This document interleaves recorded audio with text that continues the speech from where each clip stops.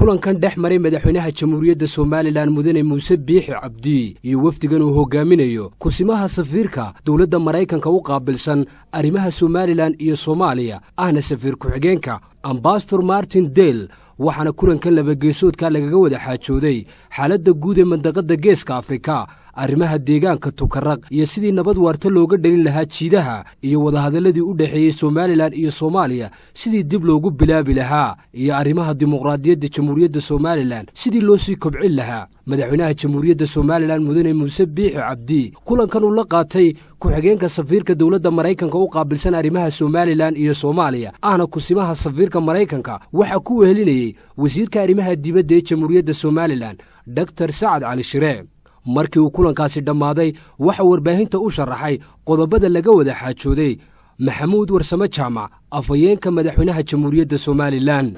xaaladda xabad joojinta xiisadda ka taagan deegaanka Tukaraq ee gudaha dalka jamhuuriyadda Soomaaliland iyadoo ay isla qaadaadhigeen xiisadihii ugu dambeeyay ee halkaasi ay soo martay iyo sidoo kale iminka xaaladda xabad joojineed ay ku jirto waxaana uu madaxweynuhu u cadeeyay safiirka in Soomaaliland ay ka go'an tahay xabad joojinta deegaanka Tukaraq iyadoo dalka jamhuuriyadda Soomaaliland gudaheeda ay tahay isla markaana xuduudihii dalkani 70 kiiloomitir ay wali ka maqan tahay balse ay Soomaaliland mar walba tixgelinayso nabadgelyo taamo oo ka dhacda deegaankaasi sidoo kale madaxweynaha iyo safiirku waxay ka wada hadleen in maxaabiistii lagu qabtay dagaalkii Tukaraq ku dhex maray ciidamada dalka jamhuuriyadda Soomaaliland iyo kuwa maamul goboleedka Soomaaliyeed ee Puntland sidii la isugu celin lahaa isla markaana xaaladda ama gargaarka bini'aadanimo ee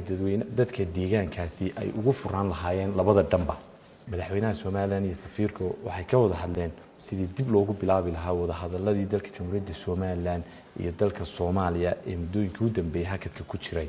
waxa uu safiirku madaxweynaha ku bogaadiyay hanaanka fiican iyo horumarka ka socda dalka jamhuuriyadda Soomaaliland sidoo kale wuxuu ku majirtay doorashooyinkii u dambeeyay ee dalka ka dhacay iyadoo dhawaan horaanta sanadda 2019 doorashooyinkii golayaasha deegaanka iyo wakiilada la filayay inay ka qabsoomaan dalka jamhuuriyadda Soomaaliland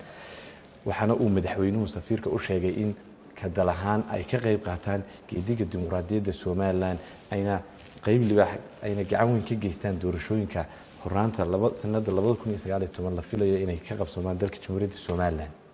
muddooyinkii u dambeeyay madaxweynaha Soomaaliland mudane Muuse Biixi Cabdi waxa uu qaabilayay wafuud iyo safiiro kala duwan oo ka socda dalalka caalamka iyo wadamada jaarka kuwaas oo ujeedada kulamadooda iyo safarada ay ku yimaanayeen Soomaaliland ay salka ku hayso